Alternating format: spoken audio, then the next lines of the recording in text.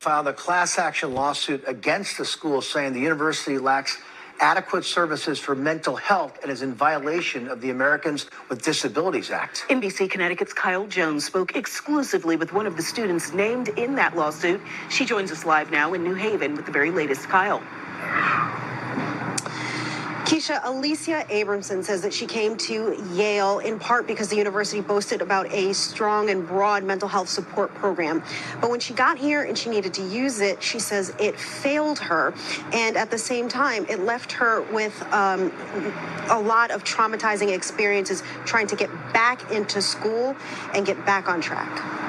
Yale University students and alumni are taking legal action against the school through a class action lawsuit, saying it doesn't have sufficient mental health services or accommodations. They also allege a practice of pressuring students to withdraw from the school if they're in a mental health crisis. Alicia Abramson is a named student in the suit. Yale's services just weren't quite enough for what I needed. I was only getting 30-minute sessions, and they weren't very regular. So it just wasn't quite enough to help me fast enough. She voluntarily withdrew from the school to get help back home without academics.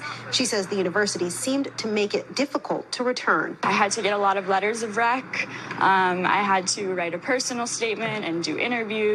And it was just this very long and arduous process. And she had to take 2 courses at another 4-year university.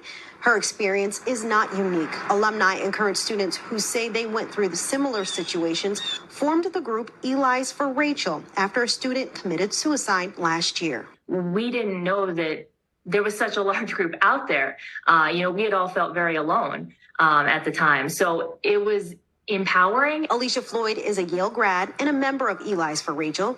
The group has also joined the lawsuit that does not seek financial relief. I don't think involving money occurred to any of us. We want policy change. We want things to be better for current students than they have been in the past. They filed the class action suit saying the university is in violation of the Americans with Disabilities Act. Deborah Dorfman of Disability Rights Connecticut is their attorney. One of the things that we're looking for is the establishment of a process that would take into account individual needs. She says that is for students on campus who may need certain accommodations like reduced workloads, and for students who left for treatment and are trying to return. There's like an interactive process to come to an agreement about what would be an appropriate accommodation for the student, and certainly not subjecting everybody to these, what really are pretty harsh policies. In a statement, Yale University says that they understand how distressing it can be for students facing mental health challenges.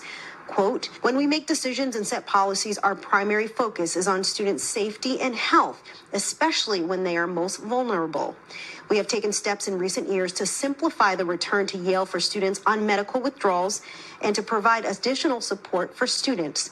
We are also working to increase resources to help students. And for those who filed the lawsuit, they want to make sure those resources help students seek help and not feel ashamed to do it. Then I think there needs to be a lot more substantial change before we can start treating mental health with care and support here. Now, in that statement that the university released, they said that they are confident that their policies comply with all laws and regulations, and they are continuing to work on policy changes that are responsive to students' well-being and their financial needs. Live in New Haven, I'm Kyle Jones, NBC Connecticut News. Kyle.